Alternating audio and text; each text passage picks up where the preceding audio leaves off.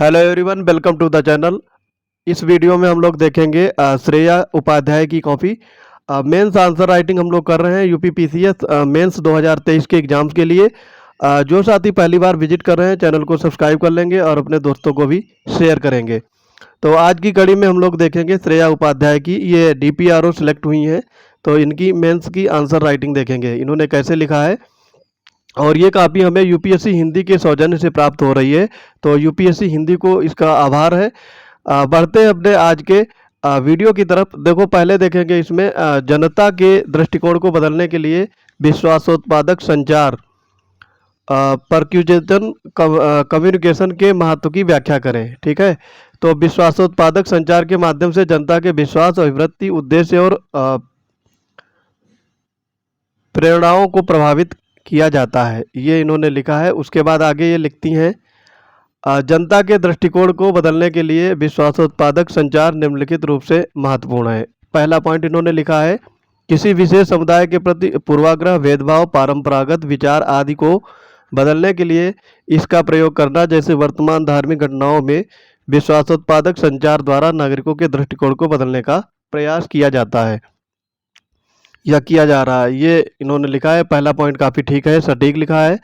दूसरा पॉइंट है, राजनीतिक लाभों के कारण उम्मीदवारों का विश्वासोत्पादक चुनावी प्रचार करना।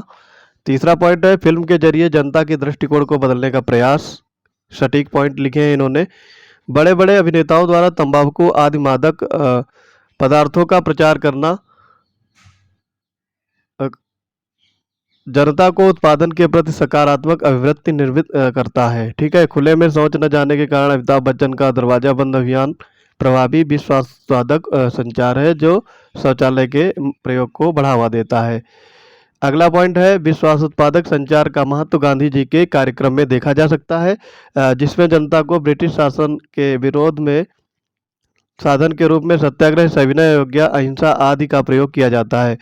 और उपयुक्त कथनों से स्पष्ट किया जाता है कि जनता को दृष्टिकोण को राष्ट्रीय हित में प्रयोग के लिए विश्वासोत्पादक संचार महत्वपूर्ण है। तो इन्होंने काफ़ी अच्छे पॉइंट्स लिखे गए हैं और इन्होंने लगभग 125 वर्ड से ज़्यादा ही लिखा होगा, कम किसी भी तरीके से नहीं है। तो इनको मैं इस टेस्ट में 8 नंबर का ये टेस्ट है, 125 वर्ड का लिखना था, इसमें मैं इनको 4 मार्क्स देता हूँ। तो ये 4 नंबर यहाँ पे मिलेंगे इनको, इनकी लेखनी को, क्योंकि इनकी राइटिंग उतनी अच्छी नहीं है जितनी होनी चाहिए थी। फिर भी ठीक है, एवरेज है राइटिंग, और इन्होंने फैक्ट भी एवरेज ही लिखे हैं। आगे दूसरा क्वेश्चन इसमें देखेंगे, शासन में पारदर्शिता के लिए आरटीआई की भूमिका पर चर्चा कीजिए। तो इसमें आरटीआई के बारे में पूछा गया है। शासन में पारदर्शिता, खुलापन, सहभागी लोकतंत्र तथा जनहित के शासन को बढ़ावा देने के लिए उद्देश्य से वर्ष 2005 में सूचना का अधिकार अधिनियमित पारित किया गया था। ठीक है, तो ये इन्होंने लिखा है कि 2005 में सूचना का अधिकार पारित हुआ था। तो ये इन्होंने जानकारी दी है आरटीआई के बारे में। अब इसमें आगे देखेंगे, देखो आरटीआई का क्या है, सूचना के प्रति शासन में भूमिका। ठीक है, अब भूमिका क्या है, भ्रष्टाचार पर नियंत्रण। आरटीआई में 2G घोटाला, पीडीएस से जुड़ी खामियों का उजागर करने पे आदि को प्रयासों से भ्रष्टाचार को रोकने का प्रयास किया गया है। शासन एवं प्रशासन का दबाव दूसरा पॉइंट है। आरटीआई के माध्यम से इसकी जवाबदेहिता सुनिश्चित की जाती है, जैसे राजस्थान सरकार का जन सूचना पोर्टल जनता तक सरकार की नीतियों से पहुंच है। ठीक है, तो ये इन्होंने राजस्थान सरकार का मतलब उदाहरण लिया है। आगे इसमें देखेंगे तीसरा पॉइंट, संविधान के आदर्श जनता द्वारा सीधे सवाल पूछना हम भारत के लोग के महत्व को दर्शाता है। ठीक है, उसके बाद इसमें आगे देखेंगे सहभागिता, लोकतंत्र एवं नागरिक कल्याण। बिहार में आरटीआई के प्रयोग द्वारा 7 निश्चय एवं मनरेगा कार्यक्रम को सतत एवं पारदर्शी बनाने का प्रयास किया गया है। तो पॉइंट वाइज ये लोग लिख रही हैं, काफ़ी अच्छा इनका मुझे लग रहा है लेखन शैली। आरटीआई से जुड़ी चुनौती, अब देखो इन्होंने डायग्राम में मेंशन किया है, राजनीतिक लाभ के लिए प्रयोग करना, शासकीय गोपनीयता अधिनियम 1923, आरटीआई कार्यकर्ताओं में पर हमले, सूचना का अधिकार संशोधन नियम 2019 के प्रावधान सूचना के आयोग की स्वायत्तता प्रभावित करते हैं और सूचना समय पर प्राप्त न होना, ये सारी आरटीआई से जुड़ी चुनौतियां हैं। फिर उपरोक्त चुनौतियों का इन्होंने समाधान भी लिखा है। आरटीआई को जनता के प्रति अधिक गुणवत्ता प्रदायगी बनाना चाहिए। साथ ही आरटीआई का प्रयोग जन कल्याण के लिए किया जाना चाहिए, जो नागरिकों के मूल अधिकारों की सुरक्षा करता है। इसी संदर्भ में सेकंड एआरसी ने आरटीआई को सुशासन की प्रथम कुंजी कहा है। ठीक है, तो इन्होंने ये भी लिखा है। देखो यहाँ पे इन्होंने इनको डेट नहीं पता होगी कि आरटीआई कब शुरू की गई थी, तो इनको डेट अगर पता होता तो वो चीज़ लिखती तो और अच्छा रहता। 13 अक्टूबर 2005। ठीक है, इन्होंने सीधे 2005 लिखा है, तो एक चीज़ तो ये है। बाकी इन्होंने इसमें काफ़ी अच्छा लिखा है, तो ये 8 नंबर में मैं इनको 5 नंबर दे रहा हूँ। ठीक है, काफ़ी सटीक इन्होंने जानकारी दी है और चुनौतियां दी हैं और उनका समाधान भी इन्होंने बताया है। अगला क्वेश्चन देखेंगे इनका। ईमानदारी सुशासन की अनिवार्य शर्त है, व्याख्या करें। 125 वर्ड में ये लिखना है। तो श्रेया लिखती हैं, एक नैतिक पारदर्शी दृष्टिकोण व शुचिता को बनाए रखते हुए शासन के कार्यों का संचालन करना ईमानदारी को दर्शाता है। ठीक है, संयुक्त राष्ट्र ने सुशासन के 8 सिद्धांत बताए हैं जो ईमानदारी द्वारा लागू किए जा सकते हैं। डायग्राम में देखो सुशासन लिखा है, फिर 8 इन्होंने पायदान स्तंभ बताए हैं। भागीदारी, शासन, कानून का शासन, आम सहमति, न्याय संगत एवं समावेशी, जवाबदेही, पारदर्शिता, अनुक्रियाशीलता और प्रभावशीलता व दक्षता। तो काफ़ी अच्छे पॉइंट इन्होंने दर्शाए हैं। ईमानदारी सुशासन की अनिवार्य शर्त कैसे है ये इन्होंने बताया है। ईमानदारी सरकार के प्रति प्रक्रियाओं में जनता के विश्वास को बढ़ाती है, जो नियमित फीडबैक देकर पारदर्शिता सुनिश्चित करती है। काफ़ी इंपॉर्टेंट पॉइंट। ईमानदारी भ्रष्टाचार, लाल फीताशाही, गैर जिम्मेदारी आदि अनियमितताओं को कम करती है। बहुत सही। आगे तीसरा पॉइंट है, ईमानदारी ये सुनिश्चित करती है कि निर्णय निजी स्वार्थों के बजाय सार्वजनिक हितों के